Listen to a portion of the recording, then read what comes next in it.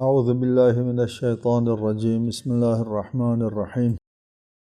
الحمد لله رب العالمين، والصلاة والسلام على أشرف الأنبياء والمرسلين وآله الطيبين الطاهرين.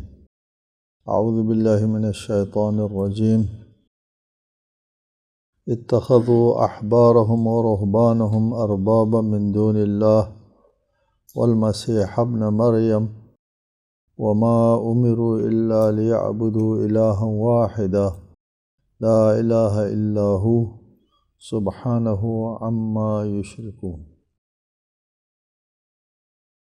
سورہ توبہ آیت 31۔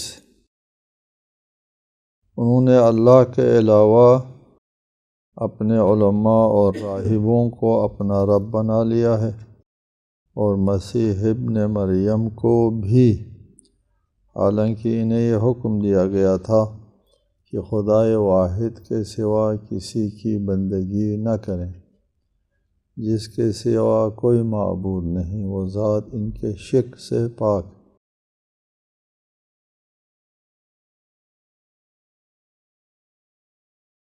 احبار اور رہبان کے بارے میں گفتگو ہوئی کہ کس کو کہتے ہیں۔ یہ لوگ، ان کو ان کے ماننے والوں نے رب بنایا،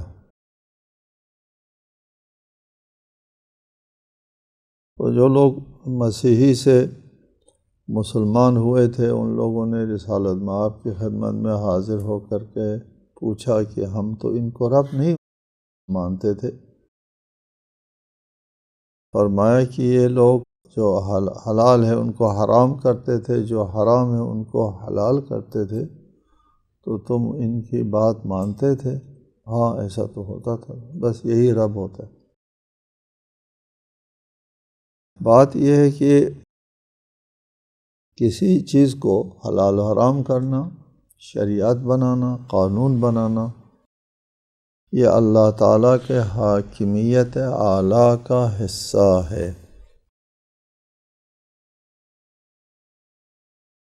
اس میں کسی غیر اللہ کی شرکت کی اجازت سرے سے نہیں۔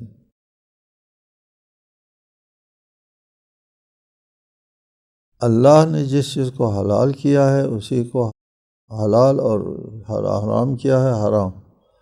اللہ کے احکام کو پہنچانا ہوتا ہے، رسول ہے، مقنن نہیں، مقنن خود اللہ ہے، رسول اللہ کا پیغام پہنچانے والے، ائمہ اس پیغام کے امام، اس پیغام کی حفاظت کرنے والے۔ علماء انبیاء کے وارث کہلاتے ہیں یا نائب امام کہتے ہیں، اسے تبلیغ احکام کے سلسلے میں نائب ہیں۔ باقی جو مناصب ہوتے ہیں ائمہ کے یا انبیاء کے، جو منصب الہی ہوتے ہیں، اس کے نائب نہیں، تبلیغ احکام کے نائب۔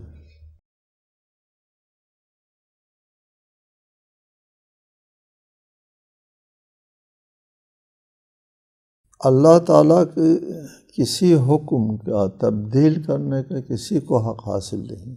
یہ اللہ کے حاکمیت اعلیٰ سے مربوط ہے، اور نہایت حساس مسئلہ ہے یہ اسلام میں۔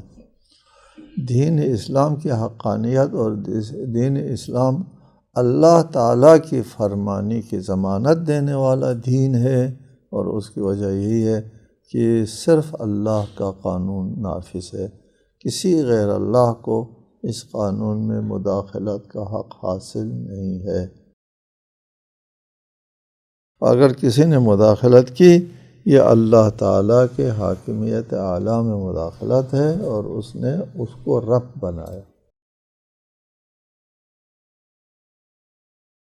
یہاں پر ایک فقہی مسئلہ ہے کہ ہم اپنے مجتہدین کی فتویٰ کو مانتے ہیں۔ ہمارے مجتہدین فتویٰ کہاں سے لیتے ہیں؟ ہمارے مجتہدین فتویٰ لیتے ہیں قرآن و سنت سے یا دلیل سے۔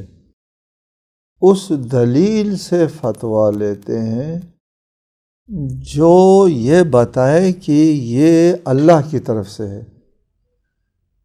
جو مصدر تشریع ہے، اللہ تعالیٰ کے قانون کے بیان کرنے والے جو رسول ہے، رسول تک اس دلیل کی سند پہنچ جائے، وہ قرآن ہو یا سنت، دلیل کی سند رسول تک پہنچ جائے، اس کو ہمارے مجتہدین دلیل بناتے ہیں۔ اور اس کے لیے علم ضروری ہے، یقین ضروری ہے، یقین حاصل ہو تو دلیل ہے، اور اگر یقین حاصل نہ ہو تو دلیل نہیں ہے۔ ٹھیک، یقین کو کس نے دلیل بنایا؟ تو کہتے ہیں یقین خود بذات خود دلیل ہے، کسی کے بنانے سے نہیں دلیل بنتی، یہ بذات خود دلیلیت یقین کی اپنی ذاتی ہے، بذات خود دلیل ہے یقین اور قطع، اس کو کسی نے دلیل نہیں بنایا۔ ٹھیک ہے، یقین حاصل ہو تو پھر اللہ کا حکم ثابت ہوتا ہے، یقین حاصل نہ ہو تو اللہ کا حکم ثابت نہیں ہوتا، اور یقین دلیل ہے بذات خود۔ ہر چیز، کوئی بھی چیز اگر دلیل ہے تو اس بذات خود تک منتہی ہونا ہوتا ہے اس کو، پھر وہ دلیل بنتا ہے۔ کل ما بالغیر لا بد ان ینتہی الی ما بالذات، ہر بالغیر کے لیے ضروری ہے وہ بالذات پر منتہی ہو، تو پھر وہ بالغیر دلیل بنتی ہے، نہیں تو وہ بالغیر دلیل نہیں بنتی، کہ اگر اس کا وہ منتہی ہو بالذات تھا۔ پس کسی حکم کے اللہ تعالیٰ کی طرف سے ثابت کرنے کے لیے ضروری ہے مجتہد کے پاس علم ہو، یا ایسی دلیل ہو جس کے دلیل ہونے پر علم ہو۔ دو باتیں، دونوں میں سے ایک ہو تو پھر وہ اللہ کی طرف سے ثابت ہوتا ہے، نہیں تو اللہ کی طرف ثابت نہیں ہوتا۔ آپ اپنی طرف سے کہہ رہے ہیں، یہ مداخلت ہے اللہ تعالیٰ کے حاکمیت اعلیٰ میں، اور آپ اپنی رائے سے فتویٰ دیتے ہیں، اور جائز نہیں، حرام ہے، مداخلت ہے اللہ کی ربوبیت میں، بہت بڑا جرم، بہت سب سے بڑا گناہ ہے۔ اب ایک دلیل ہے مجتہد کے سامنے، تواتر ہے، مثلا حدیث متواتر ہے، یقین حاصل ہوتا ہے اس سے، تواتر سے۔ صریح قرآن ہے، اس سے یقین حاصل ہوتا ہے، صریح قرآن سے، نص کہتے ہیں اس کو۔ اور ضروریات مذہب، ضروریات کہتے ہیں نا ہماری اصطلاح میں، ضروریات کا معنی ہوتے ہیں بدیہیات، واضحات، مسلمات مذہب ہے، 5 نماز واجب ہے، رمضان میں روزہ واجب ہے، حج واجب ہے، اس قسم کے جو مسلمات ہیں ان کے اوپر یقین ہے سب کو، مجتہد کو بھی یقین ہے، ہم کو بھی۔ ان میں تقلید بھی نہیں ہوتی نا، مسلمات میں تقلید نہیں ہوتی، جہاں آپ کو یقین حاصل ہے آپ کسی سے نہیں پوچھیں گے، اپنے یقین پر عمل کریں گے۔ جی، بعض دلائل ہیں جن کے اوپر، جن سے آپ کو یقین حاصل ہوتا ہے خود، دوسرا ہے آپ کو اس سے یقین قاطع حاصل نہیں ہوتا۔ اگر خبر واحد ہے، احادیث ہیں، ایک راوی نے روایت کی ہے، راوی عادل ہے، راوی سچا ہے، راوی مومن ہے، اس کے روایت کو مان لیتے ہیں، اور لیکن سچا بھی ہے، عادل بھی ہے، سب کچھ ہے، آپ کو یقین تو نہیں ہوتا، ہو سکتا ہے سچا بھی ہے، عادل بھی ہے، غلط فہمی ہوئی ہو، ان چیزوں کو دور کر دیتے ہیں۔ آپ اپنے عرف میں کوئی مومن عادل کہتا ہے کہ جی فلانی کے پاس آپ نے جانا ہے تو آج اپنے دکان پر نہیں ہے، تو آپ کو اطمینان آتا ہے، اطمینان آتا ہے، لوگ اس کو یقین کہتے ہیں، نہیں یقین نہیں ہے، آپ کو اطمینان آتا ہے، ظن غالب آتا ہے، اس کے اوپر آپ عمل کرتے ہیں، سارا معاشرہ اسی کے اوپر عمل کرنے میں یہ خبر واحد جو ہے، حدیث خبر واحد دلیل ہے، خود آپ کو یقین نہیں دیتی۔ حدیث واحد ایک آدمی کی بات سے آپ کو یقین نہیں آتا، اطمینان آتا ہے، سکون آتا ہے، سچ ہے دلیل، لیکن اس کے حجت ہونے اور اس کے دلیل ہونے پر ہمارے پاس علم اور یقین حاصل ہے، قرآنی دلائل ہے، سیرت کے دلائل ہے، قطعی دلائل ہے۔ بہرحال بات ادھر ہم نہیں کر سکتے لمبی۔ تنہا اگر ہمارے ناظرین اس نقطے کو سمجھ جائیں تو بہت بڑی بات ہے کہ مجتہد کے پاس یا علم ہوتا ہے، علم جو خود علم دے، یا ایسی دلیل ان کے پاس ہوتی ہے جس کے دلیل ہونے پر علم ہے۔ یہ دو باتیں ہو تو پھر اللہ کا حکم ثابت ہوتا ہے، اس کو اللہ کا حکم کہہ سکتے ہیں، نہیں تو آپ اس کو اللہ کا حکم نہیں کہہ سکتے ہیں۔ کہ اگر خود یقین حاصل نہیں ہے اور اس کے دلیل ہونے پر یقین، اس کو ہم اپنے طالب علمی اصطلاح میں علم اور علمی کہتے ہیں۔ جو خود سے یقین دیتا ہے اس کو علم کہتے ہیں، اور جس کے دلیل ہونے کے اوپر علم ہے اس کو علمی کہتے ہیں۔ مجتہد کے بعد دو دلیل ہوتی ہے، ایک دلیل خود علم اور دوسرا علمی۔ ظن بحیثیت ظن دلیل نہیں ہے، خود دلیل نہیں ہے، خود تو صرف قطع و یقین دلیل ہے، ظن دلیل نہیں ہے، اور گمان دلیل نہیں ہے۔ آپ کو اطمینان آتا ہے سو اطمینان آئے آپ کو، لیکن آپ کے اس اطمینان کے دلیل ہونے پر قطعی دلیل نہیں ہے، وہ دلیل نہیں ہے۔ لہٰذا ہمارے ہاں مذہب امامیہ میں فقہاء امامیہ میں دلیل جو ہے وہ منحصر ہے ان دو چیزوں میں، قرآن ہے، حدیث ہے، سیرت عقلاء ہیں، جس کو تمام دنیا کا اتفاق، جس کو دلیل عقلی کہتے ہیں۔ یہ عقلی دلیل وہ ہے جس پر تمام دنیا کے عقلاء کا اتفاق ہو۔ ظلم بری چیز ہے، عدل بہت اچھی چیز ہے، اس قسم کی چیزوں کو ہم عقلی کہتے ہیں نا، عقلی دلیل۔ عقل بھی ایک مستقل مصدر ہے، حجت ہے، دلیل ہے، اور اس کے دلیل ہونے پر یقین حاصل ہے۔ اس کے سوا باقی چیزیں دلیل نہیں ہے۔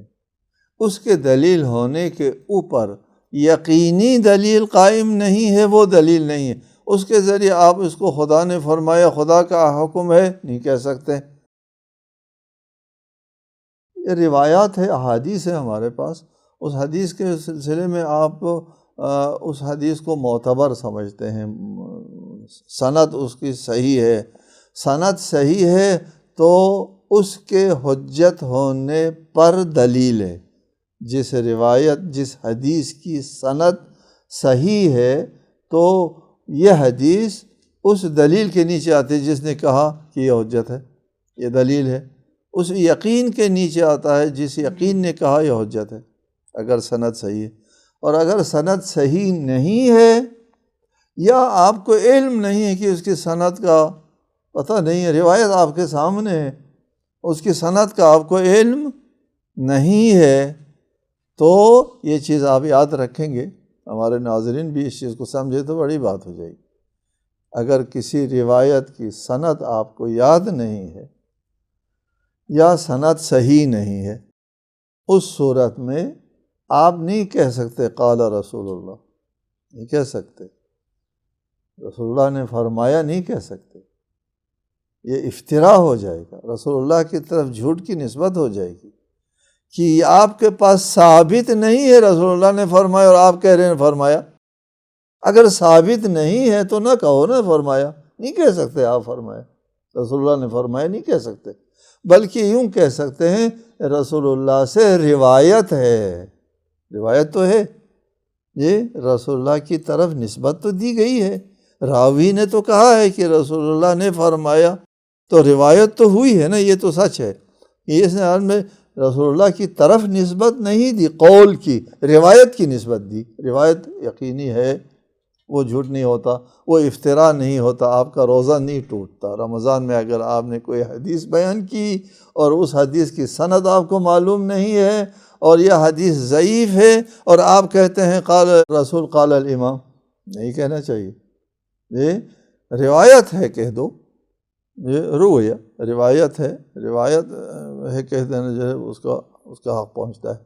لہٰذا ہر وہ بات جس کے دلیل ہونے پر یقین حاصل نہیں ہے، اس کے روح سے آپ اللہ اور رسول کی طرف کوئی حکم جو ہے وہ منسوب نہیں کر سکتے، جائز نہیں ہے، حرام ہے، افتراء ہے۔ یہاں سے ہمارے مذہب میں جو مصادر تشریع ہے وہ صرف یہی ہے، قرآن اور سنت اور عقل ہے، جبکہ دیگر جو بعض مکاتب میں دلیل بنایا ہے اللہ تک پہنچنے کے لیے، اللہ کے حکم تک پہنچنے کے لیے ذاتی رائے کو، وہ ہمارے ہاں ذاتی رائے دلیل نہیں ہے، ذاتی رائے کی دلیل ہونے پر کوئی دلیل نہیں، کوئی قطعی دلیل چاہیے، وہ بھی یقینی دلیل چاہیے۔ یہ ایک کلیہ ہے کہ جب تک یقین نہیں ہے بیچ میں کوئی چیز دلیل نہیں بنتی، دلیل بنانے والی چیز یقین ہے۔ ہر بالغیر کو بذات پر منتہی ہونا ہوتا ہے، ورنہ وہ بالغیر یہ کسی کام کے نہیں ہے، اور وہ بالغیر جو ہے وہ اگر یقین تک نہیں پہنچتا تو وہ دلیل نہیں بنتی۔ لہٰذا ذاتی رائے یہ انسان کی اپنی ذاتی رائے دلیل نہیں، اور اس کے دلیل ہونے کے اوپر قرآن، سنت، سیرت عقلاء سے کوئی آپ کے پاس قطعی اور یقینی دلیل نہیں ہے، بلکہ اس کے دلیل نہ ہونے پر دلیل ہمارے پاس، امامیہ کے پاس اور دیگر امامیہ کے علاوہ بہت سے مکاتب ہیں جو اس ذاتی رائے کے قائل نہیں ہیں۔ ذاتی رائے میں قیاس، استحسان، مصالح مرسلہ وغیرہ آتے ہیں، وہ سب ہم یہاں بیان نہیں کر سکتے۔ معلوم ہے قیاس کسے کہتے ہیں، مصالح مرسلہ کسے کہتے ہیں، استحسان کسے کہتے ہیں، ان تین چیزوں کی بنیاد ذاتی رائے کے اوپر ہے۔ ذاتی رائے کہہ دینا کافی ہے، ذاتی رائے دلیل نہیں ہے ہمارے نزدیک، اور ہمارے نزدیک کیوں دلیل نہیں ہے کہ ہم کو اس کے ساتھ کوئی خاص بات نہیں ہے، صرف اس لیے دلیل نہیں ہے کہ ان کے دلیل ہونے پر دلیل نہیں ہے، یہ قطع اور یقین نہیں ہے، اس لیے دلیل نہیں ہے، بلکہ ہمارے یہاں تو اس کے دلیل نہ ہونے پر دلیل موجود ہے۔ اس آیت میں یہ بہت قابل توجہ آیت ہے کہ اللہ تعالیٰ نے ان کو رب کی جگہ رکھ دیا، جو بغیر دلیل کے اللہ کے حلال کردہ چیز کو حرام اور حرام کردہ چیزوں کو حلال قرار دیتے ہیں، اور تشریع میں، قانون سازی میں اللہ کی حاکمیت اعلیٰ میں مداخلت کرتے ہیں، اور اگر ہم بغیر دلیل کے کہہ دیں کہ اللہ اور رسول نے فرمایا ہے تو یہی ہو جائے گا، یہ اللہ تعالیٰ کی حاکمیت اعلیٰ میں آپ مداخلت کر رہے ہیں، آپ کے سامنے ثابت نہیں ہے اللہ اور رسول نے فرمایا اور آپ کہتے ہیں فرمایا، یہ حلال ہے اور یہ حرام ہے۔ اس لیے ہمارے مجتہدین جو ہے وہ ہمیشہ پابند ہوتے ہیں اس قسم کی دلیل کے، پیچھے کوئی اس قسم کی دلیل ملتی ہے فتویٰ دیتے ہیں، اور اگر دلیل نہیں ملتی ہے تو ہمارے علماء فتویٰ نہیں دیتے، یہ کیا کرتے ہیں وہاں کہتے ہیں احتیاط کرو، کہتے ہیں آپ اپنے فقہی کتابوں میں توضیح المسائل وغیرہ میں دیتے ہیں لفظ احتیاط سے پر ہے، وہ کیوں کہتے ہیں کہ اس مسئلے کے لیے جو دلیل چاہیے تھی وہ میرے لیے میسر نہیں ہے، لہٰذا میں نہیں کہہ سکتا اس کو کرو نہ کرو، واجب ہے حرام ہے نہیں کہہ سکتا، تم احتیاط کرو، یہ اس کا حقیقی حکم جو اللہ کے پاس ہے وہ مجھے نہیں آتا، احتیاط کرو کہتے ہیں۔ یہ تمام احتیاطات جو ہے یہ دلیل ہے، البتہ وہ احتیاط جو فتویٰ دینے سے پہلے ہے، کبھی تو احتیاط مستحب ہوتا ہے، فتویٰ دینے کے بعد کہتے ہیں۔ یہ احتیاطات واجب جو ہے وہ وہاں کہتے ہیں جہاں مجتہد کے پاس دلیل نہیں ہوتی، مجتہد بغیر دلیل کے فتویٰ نہیں دیتے، فتویٰ نہیں دینے کا مطلب احتیاط ہے، احتیاط کا مطلب یہی ہے کہ مجتہد کے پاس دلیل قائم نہیں ہوئی۔ جی یہاں بھی حدیث میں ہے نا کہ ہمارے بعد اس شخص کی تقلید کرو، فَلِلْعَوَامِ أَن يُقَلِّدُوا مَنْ كَانَ مِنْكُمْ صَائِنًا لِنَفْسِهِ مُطِيعًا لِأَمْرِ مَوْلَاهُ مُخَالِفًا لِهَوَاهُ، اپنے خواہشات، تقویٰ کا ایک بہت خواہشات کی پیروی نہ کرنے والا ہو، امر مولا کی اطاعت کرنا ہو، تقویٰ کا ایک بہت بلند مرتبہ درکار ہوتا ہے مجتہد کے لیے، کہ حکم خدا کے سلسلے میں پابندی کرنے کی، صرف وہاں فتویٰ دینا جہاں دلیل ہے، اور وہاں فتویٰ نہ دینا جہاں دلیل نہیں ہے۔ یہ بہت بڑا تقویٰ چاہیے یہاں اس لیے۔ اور معصوم کے فرمان میں بھی اس تقویٰ کی طرف اشارہ ہے کہ تقویٰ کے اس درجے پر فائز ہو، صرف علم ہونا کافی نہیں، بلکہ تقویٰ کے بھی اس درجے کے پر فائز ہو کہ اللہ کے احکام بیان کرنے میں تساہل نہ کرے، جہاں دلیل ہے وہاں بات کرے، جہاں دلیل نہیں ہے وہاں بات نہ کرے۔ تقویٰ ہے یہ، لہٰذا مجتہد کے لیے تقویٰ کی بہت زیادہ ضرورت ہوتی ہے۔ وَمَا أُمِرُوا إِلَّا لِيَعْبُدُوا إِلَٰهًا وَاحِدًا، ان کو تو یہ حکم دیا گیا تھا کہ صرف ایک اللہ کی عبادت کرو۔ یہ جو حلال حرام کے لیے ان کی پیروی کرتے ہیں تو یہ تو غیر اللہ کی عبادت کر رہے ہیں، غیر اللہ کے احکام کو مانتے ہیں، ان کے حلال کو اور ان کے حرام کو مانتے ہیں، تو اس کا مطلب یہ ہے کہ وہ اس کی بندگی کر رہے ہیں، یہی ان کی بندگی ہے، ان کے احکام کو تسلیم کرنا، خواہ اللہ کی طرف سے ہو یا نہ ہو۔ اللہ کے حلال کردہ چیز کو حرام کریں اور اللہ کے حرام کردہ چیز کو حلال قرار دیں، یہی رب بنانا ہے اور یہی عبادت ہے۔ وَمَا أُمِرُوا إِلَّا لِيَعْبُدُوا إِلَّا إِلَٰهًا وَاحِدًا، صرف ایک معبود ہے، ایک مقنن ہے، ایک قانون ساز ہے، اور قانون دینے والا، شریعت دینے والا صرف ایک ذات ہے۔ اسی سے شریعت لینا اس کی بندگی ہے، اسی سے قانون لینا اس کی بندگی ہے، اور اسی کی بات ماننا اس کی بندگی ہے۔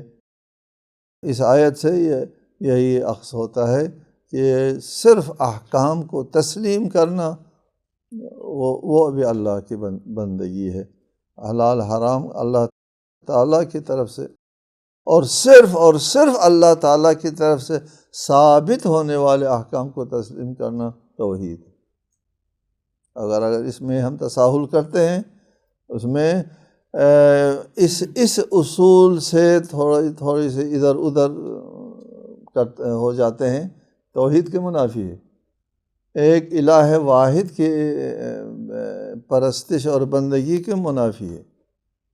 حقیقی توحید کے منافی یہاں ہے کہ غیر اللہ کے حلال اور حرام کے وہ کرو، تب اتباع کرو، اور جہاں علم نہیں آتا وہاں پر کوئی ضمانت نہیں ہے، یہ اللہ کی طرف سے ہے۔ جب یہ ضمانت نہیں ہے تو غیر اللہ کی طرف جانے کا انتہائی خطرہ ہوتا ہے۔ صحیح موحد وہ لوگ ہیں جو اللہ کے حلال و حرام کی پابندی کرتے ہیں کہ یہ اللہ کی طرف سے ہے، اور اس کے لیے یقین اور دلیل، مضبوط دلیل کے پیچھے جاتے ہیں، جیسے امامیہ کا وتیرہ ہے کہ مضبوط دلیل کے پیچھے جاتے ہیں۔